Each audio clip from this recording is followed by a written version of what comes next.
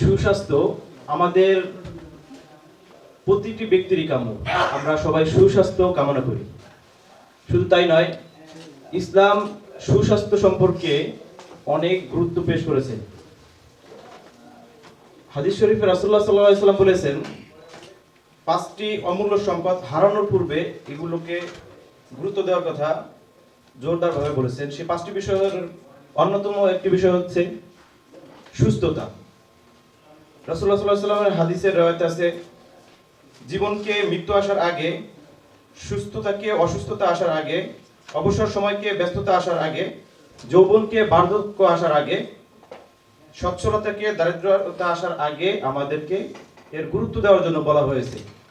তো এতক্ষণে আমাদের যে বিজ্ঞ রাকিবগণ আছেন তাদের আলোচনা থেকে আমি এতটুকু বুঝতে পারছি যে রুকিয়া এটা হচ্ছে সুস্থ থাকার, সুস্থতা লাভের একটি উপায়। তো সুস্থতা প্রধানত দুই প্রকার, একটা হচ্ছে শারীরিক সুস্থতা আর একটা মানসিক সুস্থতা।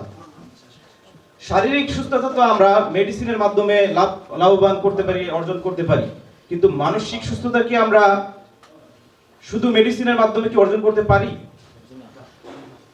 আমরা মেডিকেল সায়েন্সে দেখি যে না, আসলে শারীরিক সুস্থতা কিছুটা হলেও দেওয়া যায়, কিন্তু মানসিক সুস্থতা একটুও দেওয়া যায় না।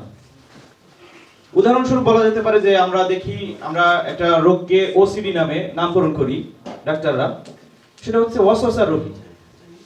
এই ওয়াসওয়াসার রোগী আমরা দেখতে পাই যে সে একবার দুইবার করে ওযু করে, তারপর তার ভিতরে ওয়াসওয়াসা থেকে যায়, আমার ওযু কি হলো?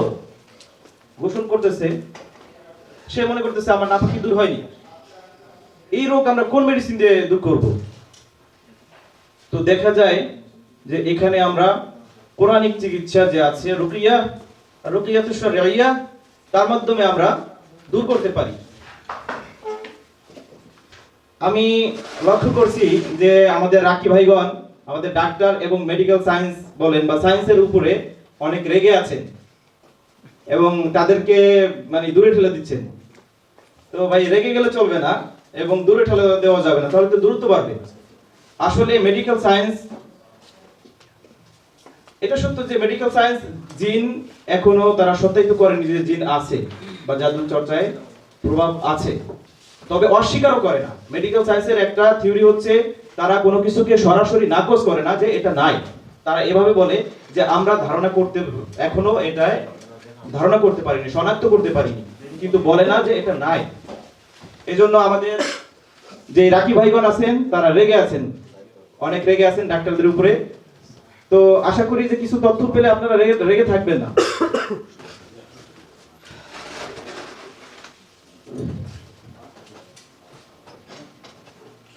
আমরা যেহেতু মুসলমান, জিন আছে এটা বিশ্বাস করা আমাদের ঈমানের অঙ্গ। কারণ আল্লাহ তাআলা কোরআনে বলেছেন, কুল উহিয়া ইলাইয়া আন্নাহু ইসতামা নাফারুম মিনাল জিন্নি ফাকালু ইন্না সামি'না কুরআনান আজাবা। হে নবী, আপনি বলুন, উহিয়া ইলাইয়া আন্নাহু ইসতামা নাফারুম মিনাল জিন্নি ফাকালু, আমার নিকট একদল জিন এসেছে এবং তারা কোরআন শ্রবণ করে বলতেছে, ফাকালু ইন্না সামি'না কুরআনান আজাবা, নিশ্চয়ই আমরা আশ্চর্যময় কোরআন শ্রবণ করেছি। তাহলে এখানে আল্লাহ বলতেছেন যে জিন এসেছে, তাহলে জিন অবশ্যই আছে, এটাই বাস্তব। তাহলে সায়েন্স এটা স্বীকৃতি দিচ্ছে না বা স্বীকৃতি পাচ্ছি না, এটার পিছনে কারণ আছে। কারণ তারা এমন কোন ডিভাইস বা এমন কোন থার্মাল আবিষ্কার করতে পারেনি যার দ্বারা জিন শনাক্ত করা যায়। তাহলে কি এটা নেই? আছে। শনাক্ত করতে না পারা এটা হচ্ছে সায়েন্সের আপাতত একটা ব্যর্থতা। একটা এক্সাম্পল দেওয়া যেতে পারে, যদি 100 বছর পূর্বে কাউকে বলা হতো যে ব্যাকটেরিয়া আছে, তাহলে কি আমরা বিশ্বাস করতে পারতাম ওই 100 বছর আগে যে আসলে ব্যাকটেরিয়া আছে? কারণ ব্যাকটেরিয়া তো দেখতে পাই না আমরা।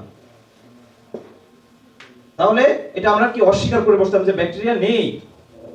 আজকে আমরা অণুবীক্ষণ যন্ত্রের সাহায্যে দেখতে পাই যে ব্যাকটেরিয়া আছে। আজকে মেডিকেল সায়েন্স বলেন বা WHO বলেন, তারা স্বীকৃতি দিচ্ছে যে হ্যাঁ, ব্যাকটেরিয়া আছে।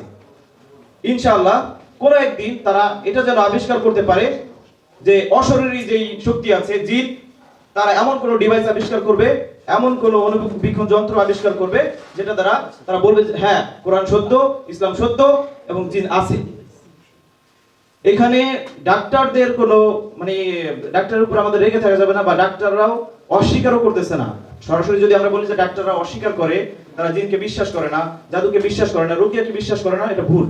যদিও বলি যে ডাক্তাররা, কিছু সংখ্যক ডাক্তার অস্বীকার করতেছে, আর এটাকে স্বীকৃতি দিচ্ছে না, লিখিতভাবে স্বীকৃতি দিচ্ছে না WHO বা হেলথ অর্গানাইজেশন, কিন্তু অধিকাংশ ডাক্তার তারা বর্তমানে আপনাদের রোগী আছেন, তারা ডাক্তার, সাইকোলজিস্ট, তারা আপনাদেরকে স্বীকৃতি দিচ্ছেন, আপনাদের কাছ থেকে ট্রিটমেন্ট নিচ্ছেন। এবং গত একটা সেমিনার ঢাকায় অনুষ্ঠিত হয়েছিল, সেখানে বিজ্ঞ বাংলাদেশের কিছু বিশিষ্ট সাইকোলজিস্ট ছিলেন, তারাও এটার উপর বক্তব্য দিয়েছেন এবং এটা তারা অন্তর থেকে স্বীকৃতি প্রদান করেছেন।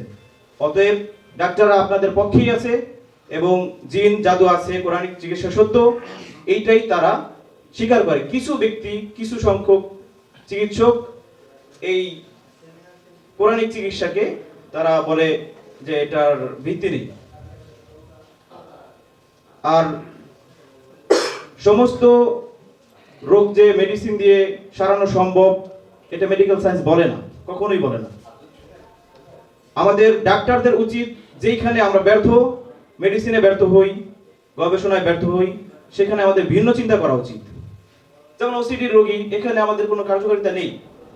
মানসিক রোগী যাদেরকে আমরা সিজোফ্রেনিয়া নাম দিচ্ছি, আসলে তারা দেখা যায় যে জিনের রোগী, কিন্তু আমরা নাম দিচ্ছি সিজোফ্রেনিয়া, যার কোনো চিকিৎসা নেই।